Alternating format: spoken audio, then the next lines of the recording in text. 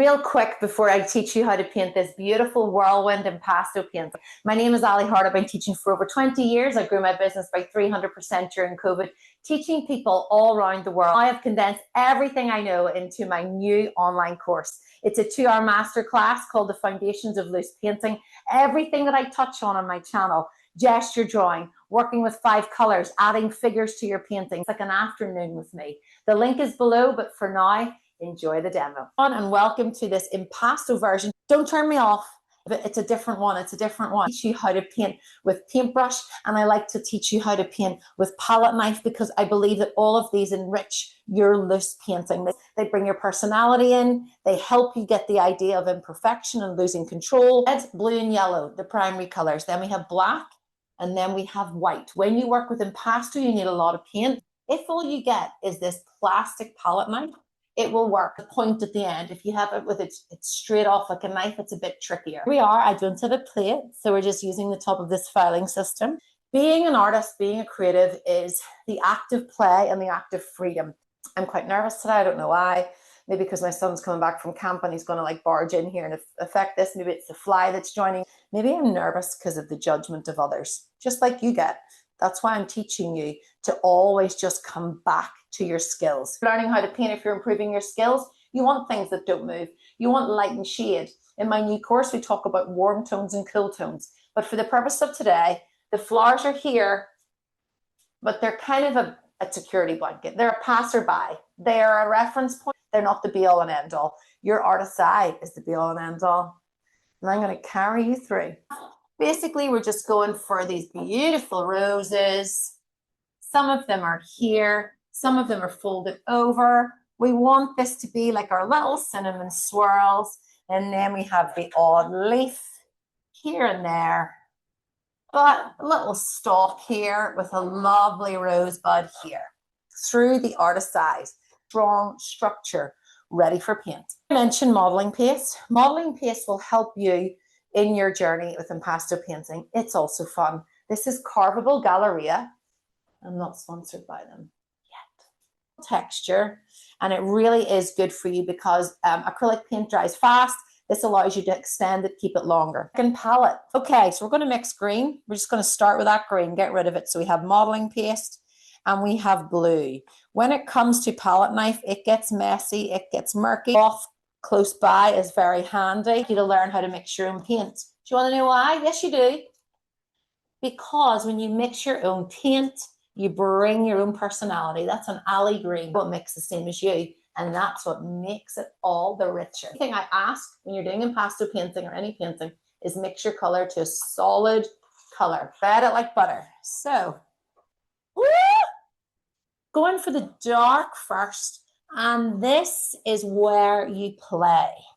Scoop it up, roll it on, and the reference point that I have is just looking at light and shade, little jagged edges. But really, it's more about getting color placement. And we want it to be random. We want there to be lovely, big, broad marks. So we scoop it up. Look how much paint we've used. And we roll it over. Some are gentle, some are sweeping, some are muggy, some are light touch. Mix another shade. So, taking some blue, and we'll just see what we get. Modeling paste in there. If you don't get modeling paste on all of it, that's okay. There's many a painting I make that I haven't even used the modeling paste. It's so fun to get thick paint. So we keep mixing that. Keep mixing, stand back, see where you want to apply it, and it automatically is a lighter shade. So think about light and dark, and let there be lovely, big, thick moments. Some people prefer to start with a painting the buds. For the purposes of this today, I think I have learned that students are better. Students prefer to get rid of some of the stress of the green. For the plant on there, we're going to do one. We have yellow, we have some white, we have more modeling paste, and we're going to mix that into what we have there. Mixing it round. Look at that lovely lime green. Do we have any of that? We have a little bit of that. Let's put that up and under here. Add a little bit of interest. Underbelly of this lovely leaf. If one color picks up on the other, just embrace it. Here we have a little hint of it. There's little folds in your leaves. There we go. Scoop it all on. Here we are. Picking that up. Beautiful.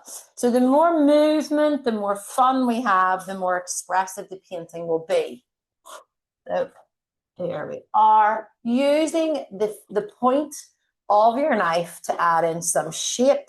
Look at our flowers. We just have this mass. Okay, I'm not a flower arranger. I'm not. Don't be cross at me. These are just our reference. This is a little bit of white into this green. So we get that nice chalky white. Stand back from your painting. Look and see where you want to tidy it up a little more. For me, I want to go over so there's a bit more definition. They become a little muggy whenever we have too many of these shades. But you just build it out. Build it out. Allow it all to be a mass of green, because that's what you see when you look at these flowers surrounded by leaves, and you can just keep the shape there and alive. So this has started to now come out towards us, which is lovely. Clean your palette knife. Let's get the foundations of our lovely roses. Red and white. So we're taking a big scoop of red. This is just cadmium red, but if you had deep red or another brighter red, it would be much stronger. Taking some white and some blue. So we have that nice purpley shade. And now we're going to add a little bit more blue in it. So we've got that kind of muggy, purpley color. If it's more brown, you need a little bit more blue. My blue has mixed in with my white. Darkest point in our roses. So you're just looking over to see where that's going to be. I'm going to add some modeling paste, mixing it through. Now it's just about the fun of these roses. Fun, fun, fun, fun, freedom, no judgment, just placement of paint.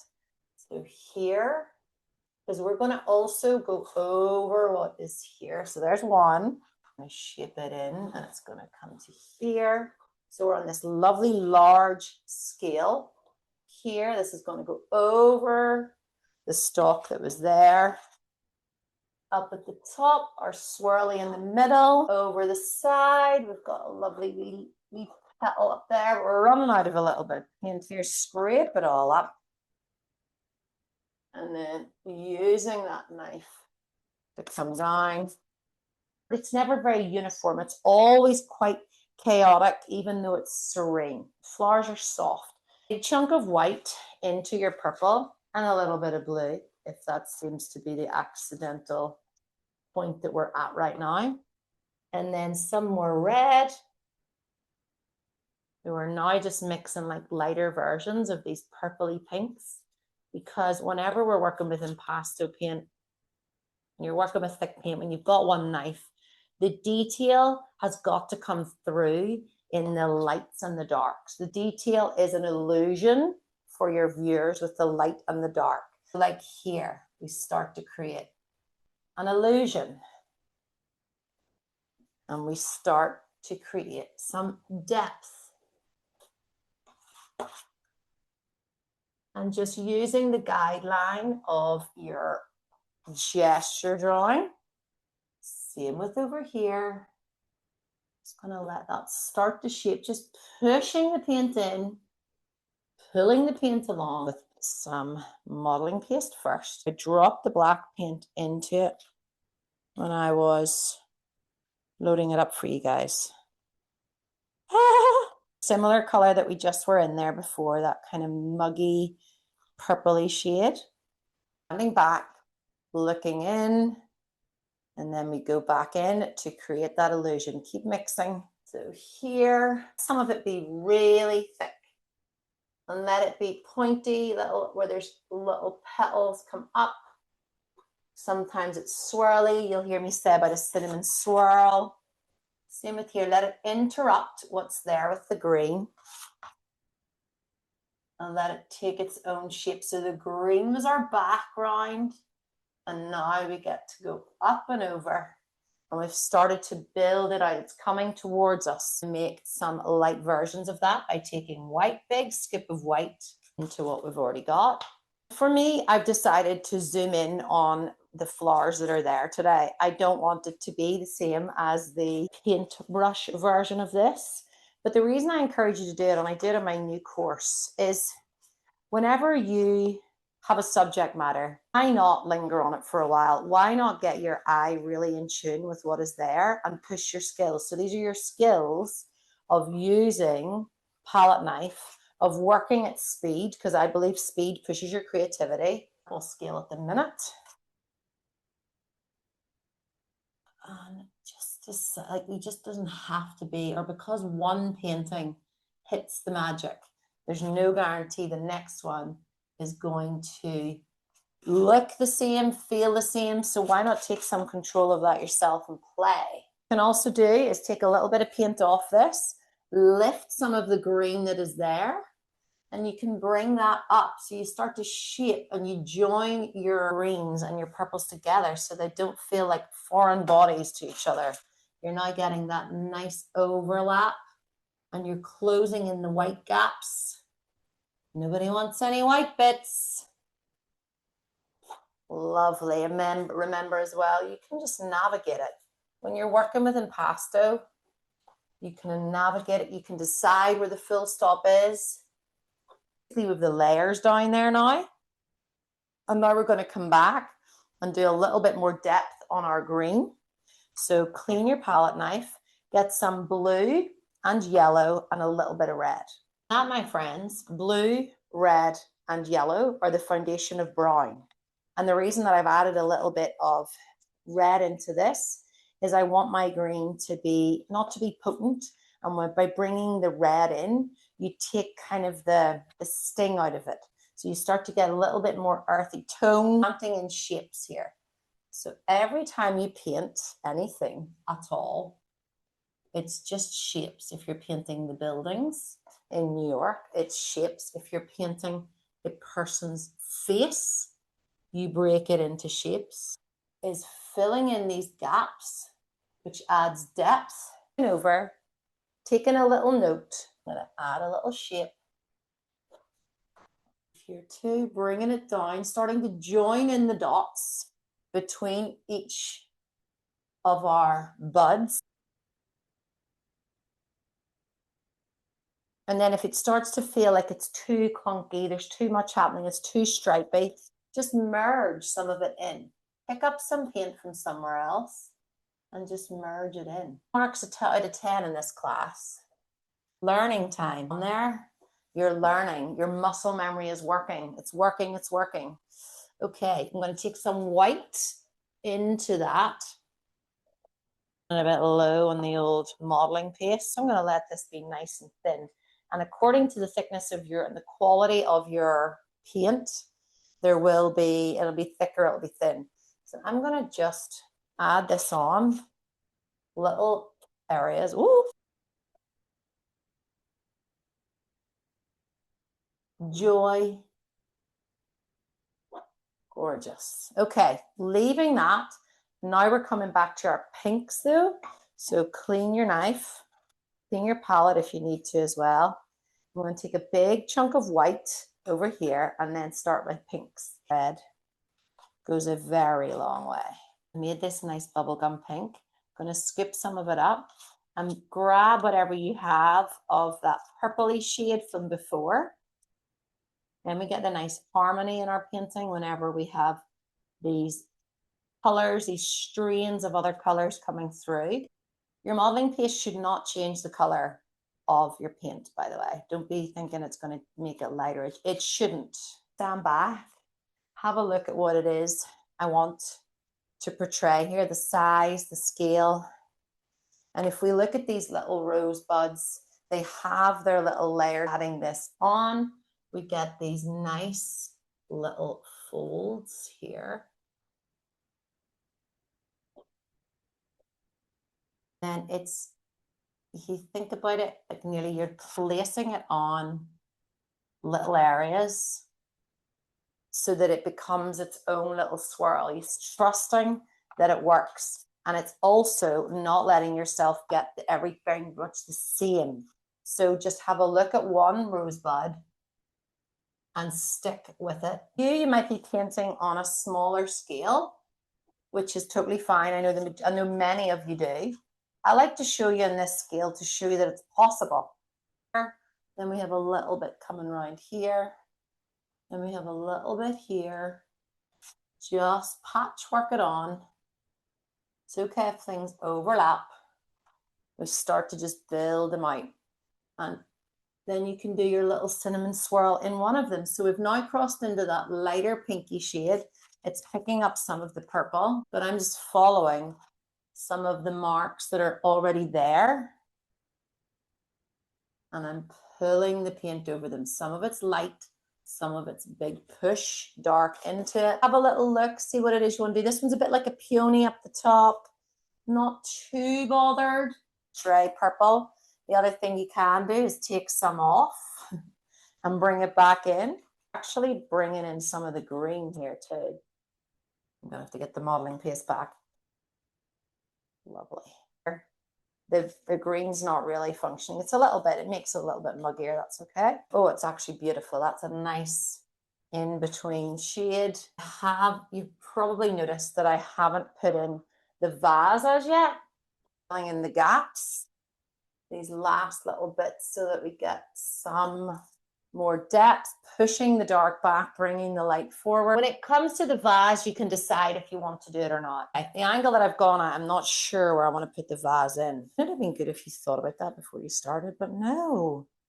I want these to feel as natural and like as if you're with me on my painting journey. Painter who likes to share her knowledge. Got another shade leaning into that rich texture. And here, I'm just going to put another wee bud over here. Basically, that one's got like a growth on it. I have no, it's on my wall. Oopsies. What I get for not painting in the studio. All I'm doing now is planting this down. So depth by variation of color. Color is created by you and your knowledge, just using the primary colors. We're mixing these purples, we're mixing these pinks. We're adding in a little bit of blue here, a little bit of yellow there. It's such a joy for you to see that you can do it. It's possible that you can do it. Our very lightest of light pinks in paste so we control this a bit better with those tones and layers and play and 1 and 2 and letting it be bold, letting it be expressive, building it out, some thicker than others. And here. Here's the point of your palette knife now, and you can score in little details. I love to do this for adding in those little shapes, especially in a vase. And if you're using it, modeling paste to get that. Clean your palette knife and do the same with your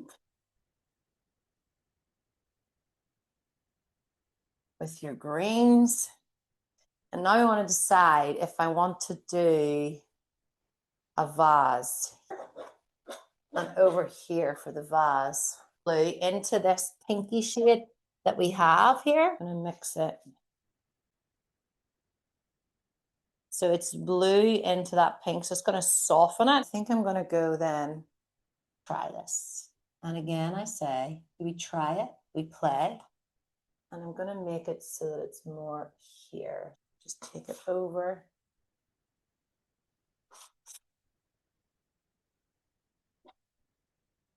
Quite cute.